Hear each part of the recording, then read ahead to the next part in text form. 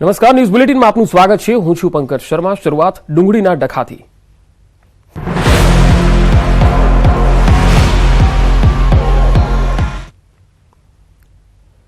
ડુંગળીના પોષણક્ષમ ભાવ ન મળતા ખેડૂતોમાં ભારે રોષનો માહોલ છે। ડુંગળીની નિકાસ પર પ્રતિબંધના કારણે ખેડૂતો મેદાને ઉતર્યા છે। સૌરાષ્ટ્રના સૌથી મોટા ગોંડલ માર્કેટિંગ યાર્ડની બહાર વિરોધ પ્રદર્શન થઈ રહ્યું છે। રાજકોટ જૂનાગઢ હાઈવે પર ડુંગળી ફેંકીને વિરોધ કરવામાં આવ્યો અને માર્કેટિંગ યાર્ડના દરવાજા પણ ખેડૂતોએ બંધ કર્યા। ખેડૂતોએ સૂત્રોચ્ચાર કરીને દેખાવ કર્યા। ખેડૂતોના વિરોધને લઈ હાઈવે પર ટ્રાફિક જામના દ્રશ્યો સર્જાયા। રાજકોટથી જે તસવીર આવી રહી છે તમે જોઈ શકો છો। વધુ માહિતી સાથે સંવાદદાતા રાજકોટથી હાર્દિક મારી સાથે જોડાયા છે। હાર્દિક, ખેડૂતોએ નેશનલ હાઈવે પર ટ્રાફિક જામ સર્જી દીધો છે। ડુંગળીના ભાવ ઘટાડો થઈ રહ્યો છે, તેને લઈને શું કહેવું છે ખેડૂતોનું અને માર્કેટિંગ યાર્ડના જે સત્તાધીશો છે તેઓ શું કહે છે?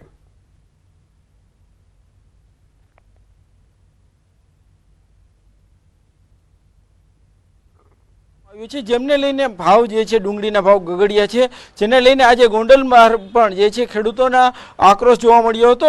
ખેડૂતોએ જે છે પહેલા ચકાજામ કર્યું હતું ને ત્યારબાદ ડુંગળી છે હાઈવે પર જ ફેંકી દીધી હતી અને વિરોધ નોંધાવ્યો હતો। આ ખેડૂતોનું કહેવું છે કે જે છે થોડા દિવસ પહેલા જે તેમના ડુંગળી પ્રતિમણ 700 થી 800 રૂપિયા કિલો વેચાતી હતી એ આજે 200 થી 250 રૂપિયા કિલો વેચાય છે। આટલા નીચા ભાવ છે તેમને કોઈ પણ સંજોગોમાં ન પોસાઈ શકે, કેમ કે આટલા નીચા ભાવમાં તેમનું ગુજરાન ચલાવવું પણ ખૂબ જ મુશ્કેલ હોય છે। ત્યારે જે છે ડુંગળીના પોષણક્ષમ ભાવ ન મળે તો તેમની જે છે હાલ બેહાલ થતા હોય છે। તેમને મહામૂલો જે પાક જે છે તેમને આજે રસ્તા પર વેરી દીધો હતો। ખાસ કરીને વાત કરવા જઈએ તો જે છે એક સમયે ગોંડલ માર્કેટિંગ યાર્ડ બહાર જે છે એ ઘર્ષણના દ્રશ્યો પણ સર્જાયા હતા। લોકોમાં પણ જે ખેડૂતોમાં પણ એક આક્રોશ જોવા મળ્યો હતો। જો કે ત્યારબાદ પોલીસ આવી હતી અને પોલીસની સમજાવટ બાદ ખેડૂતો દૂર થયા હતા। જે સમયે ટ્રાફિક જે રોષ જોવા મળ્યો હતો ત્યારબાદ તે સમયે જે છે જૂનાગઢ તરફ તેમજ રાજકોટ તરફ બંને તરફ જે છે એ ટ્રાફિક જામ થયો હતો। વાહનોની લાંબી કતારો થઈ હતી, અનેક વાહન ચાલકો છે એ પણ હેરાન પરેશાન થયા હતા। જોકે અંતે પોલીસની સમજાવટ બાદ ખેડૂતો જે છે હાઈવે પરથી હટ્યા હતા, પરંતુ ખેડૂતો દ્વારા જે છે ગોંડલ માર્કેટિંગ યાર્ડનો જે દરવાજો છે તે બંધ કરી દેવામાં આવ્યો હતો અને પોતાનો રોષ જે છે એ વ્યક્ત કરવામાં આવ્યો હતો। પરંતુ હાલ જે વાત કરવામાં આવે તો અત્યારે પરિસ્થિતિ ક્યાંક થાળે પડી છે। ખેડૂતોને સમજાવવામાં ક્યાંક જે છે માર્કેટિંગ યાર્ડનું તંત્ર અત્યારે સફળ રહ્યું છે, પરંતુ હજુ પણ ખેડૂતોમાં આક્રોશ યથાવત છે। ખેડૂતોની એક જ માંગ છે કે તેમને જે છે પોષણક્ષમ ભાવ મળે। જો આ ભાવ ન મળે તો જે છે તેમને જે છે તેમની આર્થિક સ્થિતિ પણ આગામી સમયમાં બગડી શકે છે। જી હાર્દિક, આભાર માહિતી આપવા માટે। તો આપ તસવીરોમાં જોઈ શકાય છે કે હાઈવે પર ટ્રાફિક જામ કરવામાં આવ્યો છે અને જે ડુંગળી છે તે રસ્તા પર ફેંકવામાં આવી છે।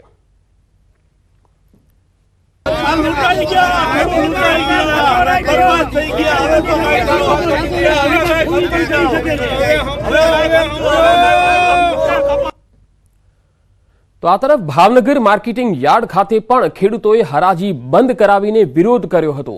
ડુંગળીમાં વજન કપાતને લઈને ખેડૂતોએ વિરોધ દર્શાવ્યો, સાથે જ હરાજી મોડી શરૂ કરવામાં આવતા ખેડૂતોમાં રોષ ફેલાયો હતો।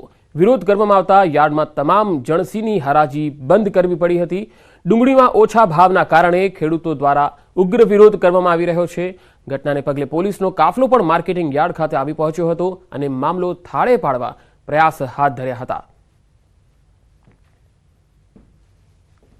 ખેડૂતનો પ્રશ્ન હતો ત્યારે વેપારીને સમજાવી અત્યારે હરાજી શરૂ કરાવી દીધી છે। આવતીકાલથી અમે પોટકા કપાસમાં હરાજી શરૂ કરશું। કેન્દ્ર સરકારે ડુંગળીની નિકાસ બંધ કરી દેતા ખેડૂતો રોષે ભરાયા છે। ત્યારે રાજકોટના ધોરાજીમાં ખેડૂતોએ ડુંગળીની નિકાસ બંધી હટાવવાની માંગણી સાથે ડેપ્યુટી કલેક્ટરને આવેદનપત્ર પાઠવ્યું। ખેડૂતોનું કહેવું છે કે સૌરાષ્ટ્રમાં ડુંગળીનું પુષ્કળ પ્રમાણમાં વાવેતર અને ઉત્પાદન થયું છે।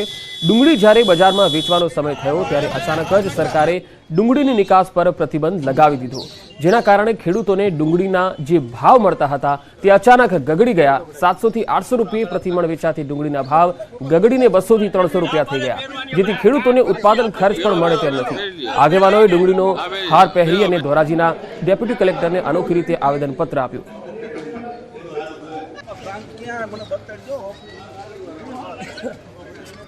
ખરેખર એ સમય દરમિયાન ઘણા વાહનો રોડ ઉપર હોય, ઘણાના ખેડૂતોના માલ હોય, ઘણા વેપારીઓના માલ હોય. આ બધા માલને તો પહેલામાં પહેલી તકલીફ થઈ ગઈ.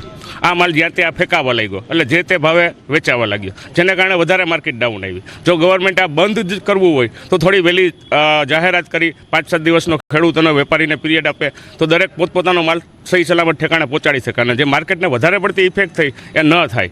જે 700 થી 800 રૂપિયાની મણ ડુંગળી હતી, અત્યારે 150 થી 200 રૂપિયાની મણ લખે વેપારી માગવા તૈયાર નથી.